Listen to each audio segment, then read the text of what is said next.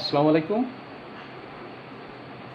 আমি মোহাম্মদ কাইসারুল ইসলাম, প্রভাষক, Islamic studies বিভাগ, কাপ্তাই কর্ণফুলী সরকারি কলেজ, রাঙ্গামাটি। প্রিয় শিক্ষার্থী ভাই বোনেরা, আশা করি তোমরা বাসায় ভালো আছো, সুস্থ আছো, নিরাপদে আছো। ইনশাআল্লাহ ভবিষ্যতে ভালো থাকবে, সুস্থ থাকবে, এটাই মহান রব্বুল আলামিনের কাছে একমাত্র প্রার্থনা। প্রিয় শিক্ষার্থী ভাই বোনেরা, আমার আজকের অনলাইনের ক্লাসটি এসএসসি প্রথম ও দ্বিতীয় বর্ষের মানবিক বিভাগের যেসব ছাত্রছাত্রী ইসলাম শিক্ষা নিয়েছ তাদের জন্য।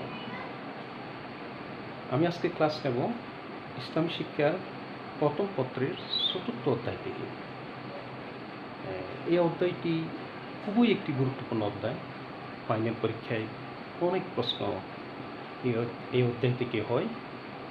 এই অধ্যায়ের শিরোনাম হচ্ছে ইসলাম ও সমাজ জীবন। প্রিয় শিক্ষার্থী ভাই বোনরা, আমি আজকে আলোচনা করব এই অধ্যায়ের ইসলামী সমাজ ব্যবস্থা ও ইসলামী সমাজে মসজিদের ভূমিকা। প্রিয় শিক্ষার্থী ভাই বোনরা, আলোচনা শেষে আমরা জানতে পারবো বা শিখতে পারবো যে ইসলামী সমাজের পরিস্থিতি সম্পর্কে বা ইসলামী সমাজ ব্যবস্থা বলতে আমরা কী বুঝি, এবং ইসলামী সমাজের বৈশিষ্ট্য ও গুরুত্ব সম্পর্কে জানবো, মসজিদের পরিস্থিতি সম্পর্কে জানবো এবং মসজিদ কেন্দ্রিক ইসলামী সমাজ ব্যবস্থা বলতে আমরা কী বুঝি সে বিষয়ে আমরা জানবো, এবং ইসলামী সমাজে মসজিদের গুরুত্ব সম্পর্কেও জানবো। প্রিয় শিক্ষার্থী ভাই বোনরা, এখন আমরা শুরু করি। প্রথমেই আমাদেরকে জানতে হবে যে ইসলামী সমাজ ব্যবস্থা বা ইসলামী সমাজ বলতে আমরা কী বুঝি। পৃথিবীর কোনো মানব সমাজ যখন ইসলামী আদর্শ, ইসলামী রীতিনীতি ও ইসলামী বিধিবিধানের ভিত্তিতে যখন গড়ে উঠবে এবং এই সমাজের অধিকাংশ জনসংখ্যা যদি ইসলামী অনুশাসনের অনুসারী হয় এবং এই সমাজের বিকাশ, পরিচালনা, নিয়ন্ত্রণ সব কিছু যখন ইসলামের মূলনীতি অনুযায়ী সম্পন্ন হবে, সেই সমাজটির নাম হচ্ছে ইসলামী সমাজ বা ইসলামী সমাজ ব্যবস্থা। প্রিয় শিক্ষার্থী ভাই বোনেরা, আমি আবার বলতেছি, পৃথিবীর কোনো মানব সমাজ যখন ইসলামী আদর্শ, ইসলামী রীতিনীতি ও ইসলামী বিধিবিধানের ভিত্তিতে যখন গড়ে উঠবে এবং এই সমাজের অধিকাংশ জনসংখ্যা যদি ইসলামী অনুশাসনের অনুসারী হয় এবং এই সমাজের বিকাশ, পরিচালনা, নিয়ন্ত্রণ সব কিছু যদি ইসলামের মূলনীতি অনুযায়ী সম্পন্ন হয়, সেই সমাজটির নাম হচ্ছে ইসলামিক সমাজ। প্রিয় শিক্ষার্থী ভাইয়েরা, অন্য ভাষায় বলা যায় যে সমাজের অধিকাংশ কিংবা বেশিরভাগ জনসংখ্যা যদি মুসলিম হয় এবং এই সমাজের যাবতীয় কর্মকাণ্ড যদি পবিত্র কোরআন ও সুন্নাহ মোতাবেক পরিচালিত হয়, সেই সমাজটির নাম হচ্ছে ইসলামিক সমাজ। প্রিয় শিক্ষার্থী ভাই বোনরা, আমি আবার বলতেছি, যেই সমাজের অধিকাংশ কিংবা বেশিরভাগ জনসংখ্যা যদি মুসলিম হয়, এই সমাজের যাবতীয় কর্মকাণ্ড যদি পবিত্র কোরআন ও সুন্নাহ মোতাবেক পরিচালিত হয়, সেই সমাজটির নাম হচ্ছে ইসলামিক সমাজ। প্রিয় শিক্ষার্থী ভাই বোনেরা, অথবা যেই সমাজের প্রতিটি মানুষের অধিকার, চাহিদা, দায়িত্ব, কর্তব্য ইসলামী অনুশাসন দ্বারা ফিক্সড হয় বা নির্ধারিত হয়, সেই সমাজটির নাম হচ্ছে ইসলামিক সমাজ। আমি আবার বলতেছি, যেই সমাজের প্রতিটি মানুষের অধিকার, দায়িত্ব, কর্তব্য, চাহিদা ইসলামী অনুশাসন দ্বারা নির্ধারিত হয়, সেই সমাজটির নাম হচ্ছে ইসলামিক সমাজ। পৃথিবীর বুকে সর্বপ্রথম হযরত আদম আলাইহিসসালাম ও হাওয়া আলাইহিসসালাম যেই সমাজটি প্রতিষ্ঠিত করেছিলেন, সেই সমাজটি ছিল ইসলামী সমাজ। প্রিয় শিক্ষার্থী ভাই বোনেরা, তোমাদের ফাইনাল পরীক্ষা একদম কমন প্রশ্ন যে ইসলামী সমাজ ব্যবস্থা কী বা ইসলামী সমাজ ব্যবস্থা বলতে তুমি কী বোঝো। জ্ঞানমূলক আসতে পারে, অনুদমনমূলক প্রশ্ন আসতে পারে। তোমরা উত্তরটা এইভাবে লিখবা, যেই সমাজের যখন কোনো মানব সমাজ ইসলামী আদর্শ, ইসলামী রীতিনীতি ও বিধিবিধানকে অনুসরণ করবে এবং এই সমাজের অধিকাংশ জনসংখ্যা যদি ইসলামী অনুশাসন অনুসারী হয় এবং এই সমাজের বিকাশ, পরিচালনা, নিয়ন্ত্রণ সব কিছু যদি ইসলামের মূলনীতি অনুযায়ী সম্পন্ন হয়, সেই সমাজটির নাম হচ্ছে ইসলামিক সমাজ। প্রিয় শিক্ষার্থী ভাই বোনরা, তাহলে আমরা ইসলামী সমাজের পরিস্থিতি বা ইসলামী সমাজ ব্যবস্থা সম্পর্কে, সমাজ ব্যবস্থা বলতে কী বুঝি সে সম্পর্কে অবগত হলাম। এখন আমি আলোচনা করব ইসলামী সমাজের বৈশিষ্ট্য। আসলে ইসলামী সমাজের অনেক বৈশিষ্ট্য আছে, তবে এখানে কয়েকটি গুরুত্বপূর্ণ বৈশিষ্ট্য আমি উপস্থাপন করতে যাচ্ছি। প্রিয় শিক্ষার্থী ভাই বোনরা, ইসলামী সমাজের সবচেয়ে গুরুত্বপূর্ণ বৈশিষ্ট্য হচ্ছে ইসলামী সমাজ ব্যবস্থা তাওহীদ ভিত্তিক। ইসলামী সমাজ ব্যবস্থা তাওহীদ শব্দের অর্থ সম্পর্কে আমি ইসলামী শিক্ষার প্রথম পত্রের প্রথম অধ্যায়ের ক্লাসে আলোচনা করেছি। আজকেও আবার আলোচনা করতে যাচ্ছি। তাওহীদ শব্দটি আরবি, এর অর্থ হচ্ছে একত্ববাদ। তাওহীদ বলতে আমরা বুঝি যে মহান রব্বুল আলমীকে একমাত্র স্রষ্টা, একমাত্র জীবন ও মৃত্যুদাতা, তিনি আমাদের রিজিকদাতা, তিনি আমাদের পালনকর্তা, তিনি আমাদের আইন প্রণেতা হিসাবে বিশ্বাস করার নামই হচ্ছে তাওহীদ। আমি আবার বলতেছি, মহান রব্বুল আলমীকে একমাত্র সৃষ্টিকর্তা এবং জীবন ও মৃত্যুদাতা, তিনি আমাদের পালনকর্তা, তিনি আমাদের রিজিকদাতা, তিনি আমাদের আইন প্রণেতা হিসেবে বিশ্বাস করার নামই হচ্ছে তাওহীদ। প্রিয় শিক্ষার্থী ভাই বোনরা, ইসলামী সমাজ ব্যবস্থার পুরো অবকাঠামো এবং যাবতীয় বিধি ব্যবস্থাপনা এই তাওহীদের বিশ্বাসের ধারক। আমি আবারও বলতেছি, ইসলামী সমাজ ব্যবস্থার পুরো অবকাঠামো এবং যাবতীয় বিধি ব্যবস্থাপনা এই তাওহীদের বিশ্বাসের ধারক। অর্থাৎ ইসলামী সমাজ ব্যবস্থার মূল উদ্দেশ্য হচ্ছে তাওহীদকে প্রতিষ্ঠা।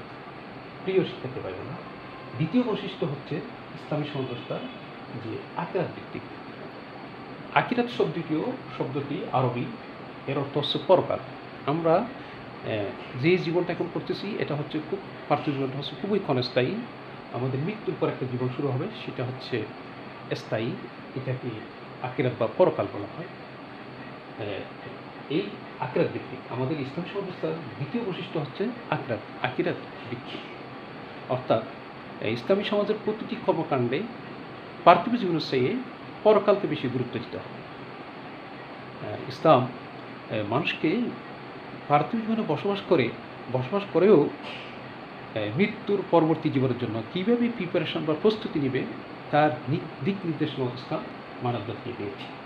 অতএব ইসলামী সমাজ ব্যবস্থার দ্বিতীয় বৈশিষ্ট্য হচ্ছে আকিরাত ভিত্তিক। প্রিয় শিক্ষার্থী ভাই বোনরা, তৃতীয় বৈশিষ্ট্য হচ্ছে ইবাদত ভিত্তিক। ইবাদত শব্দটিও আরবি, এর অর্থ হচ্ছে জীবনের প্রতিটি ক্ষেত্রে প্রতিটি পর্যায়ে মহান রব্বুল আলামিন যা আদেশ করেছেন তা পালন করা এবং তিনি যা নিষেধ করেছেন তা থেকে বিরত থাকা, এটার নাম হচ্ছে ইবাদত। প্রিয় শিক্ষার্থী ভাই বোনরা, ইবাদত ভিত্তিক অর্থাৎ যেহেতু ইসলামী সমাজ ব্যবস্থার প্রতিটি আদর্শ নীতি মহান রব্বুল আলামিনের আদেশ অনুযায়ী হয়, সেই জন্য ইসলামী সংস্থার যাবতীয় কর্মকাণ্ড ইবাদতে গণ্য হবে। প্রিয় শিক্ষার্থী ভাই বোনরা, মহান রব্বুল আলামিন পবিত্র কোরআনে ঘোষণা করেছেন, বিসমিল্লাহির রহমানির রহিম, ওয়া মা খালাকতুল জিন্না ওয়াল ইনসা ইল্লা লিয়াবুদুন। জিন এবং মানব জাতিকে আমি আমার ইবাদতের জন্য সৃষ্টি করেছি। অতএব ইসলামী সংস্কার তৃতীয় গুরুত্বপূর্ণ বৈশিষ্ট্য হচ্ছে ইবাদত ভিত্তিক। প্রিয় শিক্ষার্থী ভাই বোনরা, এবং ইসলামী সংস্কার চতুর্থ গুরুত্বপূর্ণ বৈশিষ্ট্য হচ্ছে ইহসান ভিত্তিক। ইহসান শব্দের অর্থ হচ্ছে যে সুন্দর, যে কোনো কষ্টকে দূরীভূত করা, নিষ্ঠা আন্তরিকতার সাথে দায়িত্ব পালন করা। ইহসান মহান রব্বুল আলামিন এবং সৃষ্টির প্রতি আমাদের যে মানব জাতির সৃষ্টির প্রতি যে দায়িত্ব কর্তব্য আছে, সেই দায়িত্বগুলো যথাযথভাবে আন্তরিকতার সাথে নিষ্ঠার সাথে পালন করার নামই হচ্ছে ইহসান। ইহসান দুই প্রকার, একটা হচ্ছে স্রষ্টার প্রতি ইহসান, একটা হচ্ছে সৃষ্টির প্রতি ইহসান। মহান রব্বুল আলামিনের ইবাদতগুলো যথাযথভাবে আন্তরিকতার সাথে পালন করার নামই হচ্ছে স্রষ্টার প্রতি ইহসান, এবং সৃষ্টির প্রতি যে দায়িত্ব আছে তাও আন্তরিকতার সাথে পালন করার নামই হচ্ছে সৃষ্টির প্রতি ইহসান। প্রিয় শিক্ষার্থীরা, পবিত্র কোরআনে আল্লাহ তাআলা বলেছেন, ওয়াবিল ওয়ালিদাইনি ইহসানান, অর্থাৎ তোমরা মাতা পিতার সাথে ইহসান করো, সদাচরণ করো, সুন্দর ব্যবহার করো, এবং আরও সুন্দর ব্যবহার করো কার সাথে? নিকট আত্মীয়ের সাথে, এতিমদের সাথে, মিসকিনদের সাথে সুন্দর ব্যবহার করো, এবং নিকট প্রতিবেশী, দূর প্রতিবেশী, পার্শ্ব প্রতিবেশী এবং পথচারীদের সাথেও তোমরা ভালো আচরণ করো। অর্থাৎ ইসলামী সংস্কার হচ্ছে চতুর্থ বৈশিষ্ট্য। প্রিয় শিক্ষার্থী ভাই বোনরা, ইসলামী সংস্কার পঞ্চম বৈশিষ্ট্য হচ্ছে জীবন, সম্পদ ও সম্মানের নিরাপত্তা। মানুষের জীবনের তিনটি বিষয় খুবই গুরুত্বপূর্ণ, একটা হচ্ছে জীবন, একটা হচ্ছে সম্পদ, আর একটা হচ্ছে সম্পদ। এই তিনটি বিষয়ের নিরাপত্তা দিবে ইসলামী সংস্কার। কেননা মহান রব্বুল আলামিন পবিত্র কোরআনে ঘোষণা করেছেন, ওয়ালা তাকতুলুন নাফসাল্লাতী হারামাল্লাহু ইল্লা বিল হক। অর্থাৎ ইসলাম অন্যায়ভাবে সকল হত্যাকাণ্ড হারাম ঘোষণা করা হয়েছে। কেউ যদি অন্যায়ভাবে হত্যাকাণ্ডে জড়িত হয় তাহলে তার বিরুদ্ধে কঠোর আইন। তবে যদি আইনসম্মত পন্থায় হত্যা করা সতর্ক কথা। অর্থাৎ তোমরা হে ইমানদারগণ, ওয়ালা তাকতুলুন নাফসাল্লাতী হারামাল্লাহু, অর্থাৎ আল্লাহ তাআলা যাকে হারাম করেছেন তোমরা তাকে হত্যা করো না। তবে আইনসম্মত পন্থায় হত্যা করা স্বতন্ত্র কথা।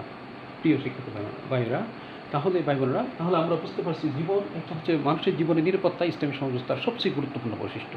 এবং দ্বিতীয় বৈশিষ্ট্য হচ্ছে সম্পদ, অর্থাৎ মানুষের ব্যক্তি মালিকানাধীন ব্যক্তি মালিকানাধীন বা সামষ্টিক সম্পদের নিরাপত্তা প্রদান করবে ইসলামী সমাজ। ইসলামী সমাজ অন্যায়ভাবে কেউ কারো সম্পদ দখল করতে পারবে না। এই প্রসঙ্গে মহান রব্বুল আলামিন পবিত্র কোরআনে ঘোষণা করেছেন, ইয়া আইয়ুহাল্লাযিনা আমানু লা তাকুলু আমওয়ালাকুম বাইনাকুম বিল বাতিল।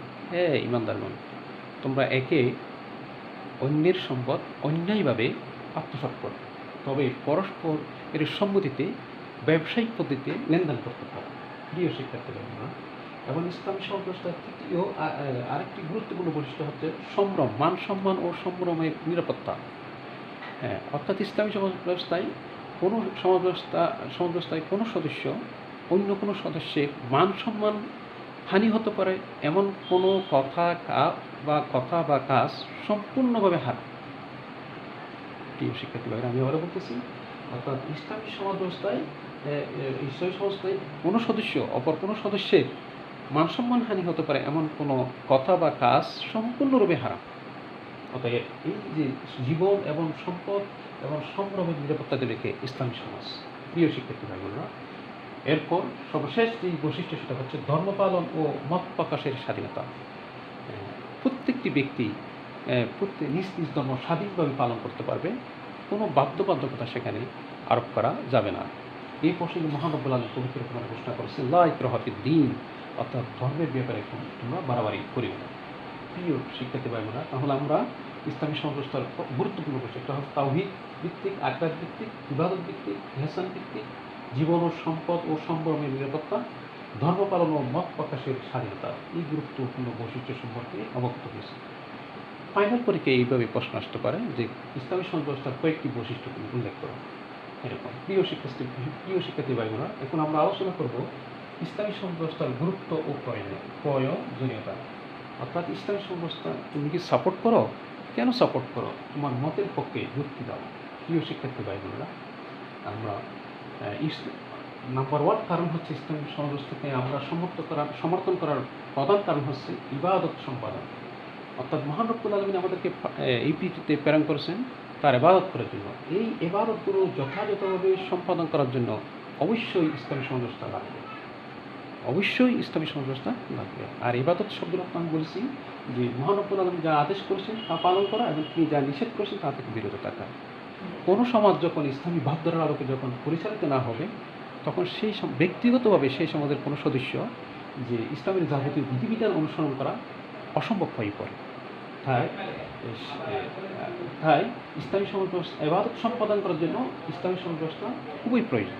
প্রিয় শিক্ষার্থী ভাই বোনরা, ইবাদত আবার ব্যক্তিগত ইবাদত আছে, সামাজিক ইবাদত আছে। যেমন পবিত্র কোরআনে আল্লাহ তাআলা বলছেন, ওয়াকিমুস সালাত, তোমরা নামাজ কায়েম করো। এখানে এই যে নামাজ কায়েম করার কথা বলা হয়েছে, এই ইবাদতকে কিন্তু সামাজিকভাবে কায়েম করার কথা বলা হয়েছে। ইসলামী সমাজ ব্যবস্থা ব্যতীত এই ইবাদতকে পরিপূর্ণভাবে সম্পাদন করা সম্ভব নয়। অতএব আমাদের ইবাদতগুলো যথাযথভাবে আদায় করার জন্য অবশ্যই আমাদের ইসলামী সমাজ ব্যবস্থা লাগবে। প্রিয় শিক্ষার্থী ভাই বোনেরা, দ্বিতীয় হচ্ছে যে আমরা কেন সমর্থন করি ইসলামী সমাজ ব্যবস্থাকে? শরীয়তের বিধান বাস্তবায়ন। মহান রব্বুল আলামিন এই পৃথিবীকে সুন্দর, শান্তিপূর্ণ এবং পৃথিবীকে ভারসাম্যপূর্ণ করে রাখতে বিভিন্ন পাপাচারের কঠোর শাস্তির বিধান বর্ণনা করেছেন পবিত্র কোরআনে। হাদিসও এই ব্যাপারে অনেক আছে, শাস্তির বিধান রয়েছে। এই শাস্তির বিধানগুলো যদি কোনো একজন সমাজের কোনো একজন ব্যক্তির উপরে যদি প্রয়োগ করা হয়, এমনও শাস্তি আছে, যদি কোনো একজন ব্যক্তির উপরে যদি এই শাস্তিগুলো যদি প্রয়োগ করা হয়, তাহলে সমাজ থেকে ব্যাপক হারে এর সাথে সংশ্লিষ্ট সব পাপ কাজ দুর্বৃত হয়ে যাবে। অর্থাৎ আর কেউ পাপ কাজ করতে সাহস করবে না। শরীয়তের এই যে শাস্তির বিধিবিধানগুলো ইসলামী সমাজ ব্যবস্থা ব্যতীত কার্যকর করা জুলুম হবে। কারণ এই ধরনের মারাত্মক পাপ কাজগুলোর শাস্তি কার্যকর করার জন্য অবশ্যই ইসলামী সমাজ ব্যবস্থা লাগবে, অন্যথায় এটা কী হবে? অন্যায় হবে। প্রিয় শিক্ষার্থী, তাহলে শরীয়তের বিধান বাস্তবায়নের জন্য আমাদের কী লাগবে? অবশ্যই ইসলামী সমাজ ব্যবস্থা লাগবে। তৃতীয় হচ্ছে আমরা কেন ইসলামী সমাজ ব্যবস্থাকে সমর্থন করব? আত্মশুদ্ধি ও হেদায়েত লাভ। ইসলামী সংস্থায় পরিবেশ পরিশুদ্ধ পবিত্র থাকে, এবং নিজের আত্মার শুদ্ধতা রক্ষা করার জন্য এবং হেদায়েতের উপর অটল থাকার জন্য অবশ্যই ইসলামী সংস্থা দরকার। সমাজ যদি অশ্লীলতায় বা অন্যায় কী হয়ে যায়, অন্যায় সমাজে যদি অশ্লীলতা এবং অন্যায় যদি ছড়িয়ে পড়ে, তাহলে নিজের আত্মার শুদ্ধতা ধরে রাখা খুবই কঠিন এবং হেদায়েতের উপর অটল থাকাও খুবই কঠিন। হেদায়েত অর্থ হচ্ছে যে সঠিক পথ, যে পথে আল্লাহ তাআলা রসুল এবং সাহাবায়ে কেরাম কী করছেন, যে পথে তাদের জীবনকে পরিচালনা করছেন, সেই পথটির নাম হচ্ছে হেদায়েত। প্রিয় শিক্ষার্থী ভাই বোনেরা, তাহলে আমাদের এই যে অন্তরের শুদ্ধতা এবং হেদায়েত লাভের জন্য, হেদায়েতের উপর অটল থাকার জন্য আমাদের অবশ্যই ইসলামী সংস্থা দরকার। প্রিয় শিক্ষার্থী ভাই বোনেরা, এরপর যে মানবিক গুণগুলির বিকাশ সাধন, অর্থাৎ ইসলামী সংস্থা কেন দরকার, কেন আমরা সাপোর্ট করব, যে মানুষের মানসিক গুণাবলী যেমন ন্যায় বিচার, ভালোবাসা, সততা, নিষ্ঠা, সদাচার, সহানুভূতি, এইসব সৎ এবং মানবিক গুণাবলীগুলো বিকশিত হওয়ার জন্য অবশ্যই সুন্দর একটা পরিবেশ দরকার। এই পরিবেশটা ইসলামী সমাজ ব্যবস্থাই দিতে পারে। অতএব এই জন্য ইসলামী সমাজ ব্যবস্থা আমরা কী করি, সমর্থন করি। দ্বিতীয়ত হচ্ছে সামাজিক নিরাপত্তা বিধান। সামাজিক নিরাপত্তা বিধান, প্রিয় শিক্ষার্থী ভাই বোনেরা, সামাজিক জীবন সম্পদ এবং সম্পদ, এই তিনটি বিষয়ে নিরাপত্তা দিতে পারে একমাত্র ইসলামী সমাজ ব্যবস্থা। এবং প্রতিটি সদস্য তার পরিপূর্ণ অধিকার নিয়ে সমাজে বসবাস করতে পারবে, কোনো ধরনের বাধা বিপত্তির মুখোমুখি হবে না। এই জন্য আমরা কী করি, ইসলামী সমাজ ব্যবস্থাকে সাপোর্ট করি। প্রিয় শিক্ষার্থী ভাই বোনেরা, পারস্পরিক ভালোবাসা বৃদ্ধি। ইসলামী সমাজ ব্যবস্থা প্রতিষ্ঠিত হলে আমরা ঐক্যবদ্ধভাবে সমাজবদ্ধ জীবনযাপন করতে পারি। তখন আমরা একে অপরের খুব কাছাকাছি চলে আসি এবং একে অপরের সাথে ভাব বিনিময় হওয়ার সুযোগ হয়, এবং আমরা যে আমাদের পারস্পরিক দেখা সাক্ষাতের ফলে অন্তরের একটা হৃদ্যতার সম্পর্ক গড়ে ওঠে। অতএব পারস্পরিক ভালোবাসা বৃদ্ধির জন্য অবশ্যই ইসলামী সমাজ ব্যবস্থা প্রয়োজন। প্রিয় শিক্ষার্থী ভাইরা, এবং আত্মসচেতনতা ও কর্মদক্ষতা বৃদ্ধি। আমরা ইসলামী সংস্থার গুরুত্ব আত্মসচেতনতা ও কর্মদক্ষতা বৃদ্ধি। অর্থাৎ এই ইসলামী সমাজ মানুষকে আত্মসচেতনতার শিক্ষা দেয়। প্রত্যেকটি মানুষ যারা ইসলামের অনুসারী বা ইসলাম ধর্মে বিশ্বাসী, তারা মনে করে যে তাদের উপর অর্পিত দায়িত্বের জন্য তাকে পরকালে কী করা হবে, জিজ্ঞাসিত করা হবে। তাই সে প্রত্যেকটি সদস্য তার দায়িত্বগুলো যথাযথভাবে আন্তরিকতার সাথে, নিষ্ঠার সাথে, খুবই সচেতনার সাথে পালন করে থাকে। এতে তার কর্মদক্ষতা আরও বৃদ্ধি পায়। অতএব এইসব কারণে আমরা কী করি, এই উল্লিখিত ইবাদত সম্পাদন করার জন্য, শরীয়তের বিধান বাস্তবায়নের জন্য, আত্মশুদ্ধি ও হেদায়েত লাভ করার জন্য, মানবিক গুণাবলীর বিকাশ সাধনের জন্য, সামাজিক নিরাপত্তা বিধানের জন্য এবং পারস্পরিক ভালোবাসা বৃদ্ধির জন্য, আত্মসচেতনতা ও কর্মদক্ষতা বৃদ্ধির জন্য আমরা কী করি, ইসলামী সমাজ ব্যবস্থাকে সাপোর্ট করি। এই জন্য ইসলামী সমাজ ব্যবস্থা খুবই দরকার। প্রিয় শিক্ষার্থী ভাই বোনেরা, এখন আমরা আলোচনা করব মসজিদ এর পরিচিতি এবং মসজিদের গুরুত্ব আর মসজিদ কেন্দ্রিক ইসলামী সমাজ ব্যবস্থা। প্রিয় শিক্ষার্থী ভাই বোনেরা, মসজিদ শব্দটি আরবি পরিভাষা, এটি এক বচন, বহুবচন মাসাজিদ। এর শাব্দিক অর্থ হচ্ছে এমন স্থান যেখানে সিজদা করা হয় বা সিজদার স্থান। ইসলামী শরীয়তের পরিভাষায় সালাতের স্থানকে মসজিদ বলা হয়। বাইতুল্লাহ, মসজিদের আরেকটি নাম হচ্ছে বাইতুল্লাহ, অর্থাৎ আল্লাহর ঘর। প্রিয় শিক্ষার্থী ভাই বোনেরা, সালাতে রুকু, কেরাত, তাশাহুদ প্রভৃতি আরও অনেক গুরুত্বপূর্ণ বিষয় থাকা সত্ত্বেও এই সিজদা শব্দ থেকে মসজিদের নামকরণের তাৎপর্য হচ্ছে মহান রব্বুল আলামিনের প্রভুত্ব ও ক্ষমতার কাছে পরম বিনয় প্রকাশ।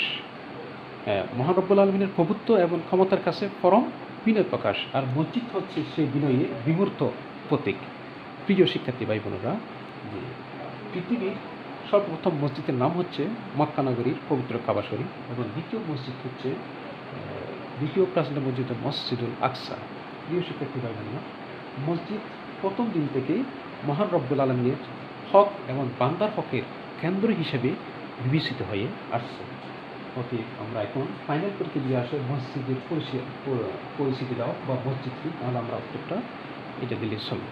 প্রিয় শিক্ষার্থী ভাই বোনেরা, এখন আমরা আলোচনা করব মসজিদের গুরুত্ব, অর্থাৎ ইসলামী সমাজের মসজিদের গুরুত্ব। ইসলামী সমাজের প্রাণকেন্দ্র হচ্ছে মসজিদ, এবং এই মসজিদ খুবই পবিত্রতম একটি স্থান। ইসলামী সমাজ ব্যবস্থায় ইসলামী সমাজের প্রাণকেন্দ্র হচ্ছে মসজিদ, এবং এই মসজিদ হচ্ছে খুবই একটি পবিত্রতম স্থান। প্রিয় শিক্ষার্থী ভাই বোনরা, এখন যে ইসলামী সমাজ ব্যবস্থায় মসজিদ একাধারে ইবাদত বন্দেগীর স্থান। আমি আবার বলতেছি, ইসলামী সমাজ ব্যবস্থায় মসজিদ একাধারে ইবাদত বন্দেগীর স্থান, সামাজিক ও ধর্মীয় মিলায়তন, শিক্ষা ও সাংস্কৃতিক কেন্দ্র, বিচার ও সম্প্রীতি লেনদেনের মিডিয়া, এবং নেতৃত্ব আনন্দের সূতিকাগার। অতএব ইসলামী সমাজে মসজিদের গুরুত্ব, মসজিদের ভূমিকা জীবনে খুবই গুরুত্বপূর্ণ, খুবই তাৎপর্যপূর্ণ। প্রিয় শিক্ষার্থী ভাইরা, মসজিদ, ইসলামী সমাজে মসজিদ কেন প্রয়োজন? ইসলামী সমাজে মসজিদ কেন? নম্বর 1 হচ্ছে, কারণ হচ্ছে একত্ববাদ প্রতিষ্ঠা, অর্থাৎ তাওহীদকে প্রতিষ্ঠা করা। আমরা মসজিদে মহান রব্বুল আলমিনের কী করি? ইবাদত করি, এবং তার সমীপে মহান রব্বুল আলমিনের সমীপে মাথা নত করি, এবং তার ইবাদতের সাথে আর কাউকে শরিক করি না। এবং আমরা যখন মসজিদে প্রবেশ করি শুধুমাত্র তার ইবাদতে ব্যস্ত হয়ে পড়ি। অতএব এটা মসজিদ প্রমাণ করে যে মসজিদ হচ্ছে একমাত্র একত্ববাদকে প্রতিষ্ঠার ক্ষেত্রে খুবই গুরুত্বপূর্ণ ভূমিকা পালন করে। প্রিয় শিক্ষার্থীরা, মহান রব্বুল আলামিন পবিত্র কোরআনে ঘোষণা করেছেন, ওয়ান্নাল মাসাজিদা লিল্লাহ ফালা তাদউ মা'আল্লাহি আহাদান। মসজিদ সমূহ হচ্ছে আল্লাহর জন্য, অতএব তোমরা আল্লাহর সাথে আর কাউকে দেখো না। প্রিয় শিক্ষার্থী ভাইরা, আরেকটি মসজিদের গুরুত্ব হচ্ছে সাম্য ও ভ্রাতৃত্ব শিক্ষা। আমরা মসজিদে সাম্য ও ভ্রাতৃত্বের শিক্ষাটা পেয়ে থাকি কোথায়? মসজিদে। নামাজিরা যখন মসজিদের মধ্যে প্রবেশ করে, তখন ধনী দরিদ্র, রাজা প্রজা, গোলাম মুনিব গোলাম, এবং ছোটো বড় সাদা কালো সবাই সমান মর্যাদা লাভ করে। সবাই কাতারবন্দি হয়ে পাশাপাশি দাঁড়ায়, পাশাপাশি বসে রুকু করে, সিজদা করে, মহান রব্বুল আলামিনের কাছে প্রার্থনা করে। এই ক্ষেত্রে সবাই সমান সুযোগ সুবিধা লাভ করে। সাম্য ভ্রাতৃত্বের এই শিক্ষা আমরা আর কোথাও আমরা দেখি না, একমাত্র মসজিদে আমরা এই শিক্ষাটা পেয়ে থাকি। আর মসজিদ এই সাম্য ভ্রাতৃত্বের এই শিক্ষাটা সমাজের প্রতিটি স্তরে বাস্তবায়নের শিক্ষা। প্রিয় শিক্ষার্থী ভাইরা, এটা হচ্ছে ইসলামী সমাজের মসজিদের দ্বিতীয় গুরুত্ব। আরেকটা হচ্ছে শৃঙ্খলাবোধ জাগ্রত। মসজিদে আমরা প্রতিদিন অন্তত 5 ওয়াক্ত নামাজ, এবং জুমার দিন এবং শুক্রবার জুমার নামাজ আদায় করার জন্য অত্যন্ত শৃঙ্খলার সাথে আমরা মসজিদে বসে যাই, এবং নিজ দায়িত্বে কাতারবন্দি হয়ে ইমামের অধীনে ইমামের নেতৃত্বে নামাজ আদায় করি, এবং মসজিদ থেকে বেরিয়ে পড়ি। এতে একটা আমরা শৃঙ্খলা, এই শৃঙ্খলা শিক্ষা আমরা মসজিদে পেয়ে থাকি। এই যে মসজিদ থেকে আমরা এই যে শৃঙ্খলাবোধ, এই শিক্ষাটা আমরা মসজিদে পেয়ে থাকি। আর এই শৃঙ্খলার শিক্ষাটা মসজিদ সমাজের প্রতিটি স্তরে বাস্তবায়নের জন্য কী দেয়? শিক্ষা। প্রিয় শিক্ষাতে পাই না। আরেকটি বিষয় হচ্ছে, আমরা মসজিদের গুরুত্ব হচ্ছে নেতৃত্ব আনুগত্যের শিক্ষা। ইসলামী সমাজে মানুষ তার জীবনের সবচেয়ে গুরুত্বপূর্ণ কাজটি করে থাকে ইমামের নেতৃত্বে। তার জীবনের সবচেয়ে গুরুত্বপূর্ণ কাজটি সেটা হচ্ছে নামাজ আদায় করে থাকে ইমামের নেতৃত্বে। ইমামের পূর্ণ আস্থা ও বিশ্বাস সহকারে ইমামের অধীনে কী করে? ইমামের নেতৃত্বে নামাজ আদায় করে। প্রিয় শিক্ষার্থী ভাইবোনেরা, এবং এই যে ইমামের আনুগত্য করার ক্ষেত্রে বিন্দুমাত্র অলসতা কোনো মুসল্লি বা কোনো নামাজি করে না। এই যে নেতার প্রতি আনুগত্য করার বিষয়টি, এই যে নেতার সমাজে আমরা যে নেতার প্রতি আনুগত্য পোষণ করার বিষয়টি আমরা এই মসজিদ থেকে পেয়ে থাকি। শিক্ষাটা মসজিদ থেকে আমরা পেয়ে থাকি। আমাদের রাসূল করিম সাল্লাল্লাহু আলাইহি ওয়াসাল্লামের একটি হাদিস, ইমামকে নির্ধারণ করা হয় তাকে অনুসরণ করার জন্য। সে যখন রুকু করবে তোমরা রুকু করবে, সে যখন রুকু থেকে মাথা উঠাবে তখন তোমরাও মাথা উঠাবে। প্রিয় শিক্ষার্থী ভাইরা, তাহলে নেতৃত্ব এবং আনুগত্যের শিক্ষাটা আমরা কোথায় পেয়ে থাকি? মসজিদে পেয়ে থাকি। জমাআতবদ্ধ জীবনযাপন, প্রিয় শিক্ষার্থী ভাইবোনেরা, অর্থাৎ ঐক্যবদ্ধ জীবনযাপন। প্রতিদিন আমরা অন্তত 5 ওয়াক্ত নামাজ আদায় করি, এবং সবাই জামাতের সাথে নামাজ আদায় করি। এই যে জামাতের সাথে নামাজ আদায় করার মাধ্যমে আমরা সমাজে ঐক্যবদ্ধভাবে বসবাস করার শিক্ষাটা মসজিদে পেয়ে থাকি। আর মহান রব্বুল আলামিন মসজিদ নামাজ আদায় করার জন্য কী করছে নির্দেশ করেছেন, ওরা কাউ মার রাকিন, তোমরা রুকুকারীদের সাথে কী করো, রুকু করো।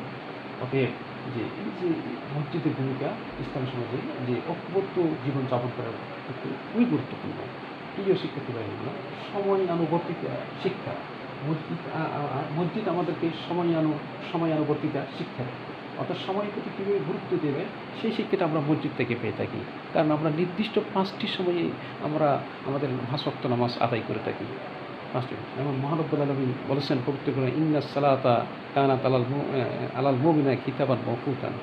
অতএব ইন্নাস সালাতা কানাত আলাল মুমিনা কিতাবান মাওকুতান, অর্থাৎ ইমানদারদের উপর নিশ্চয়ই আল্লাহ তাআলা মহানব্বুল আলামিন ইমানদারদের উপর 5 ওয়াক্ত নামাজ নির্দিষ্ট সময়ে ফরজ করেছেন। সুতরাং এই যে সময়ের প্রতি গুরুত্ব, এই গুরুত্বটা আমরা মসজিদ থেকে পেয়ে থাকি। প্রিয় শিক্ষার্থী ভাইরা, সৌন্দর্য ও রুচিবোধ শিক্ষা তো আমরা মসজিদ থেকে পেয়ে থাকি। কারণ অপরিষ্কার অপরিচ্ছন্ন নোংরা ময়লা কাপড় নিয়ে মসজিদে আমরা যাই না এবং এইরকম অপবিত্র কাপড় নিয়ে নামাজ পড়লে নামাজ আদায় হবে না।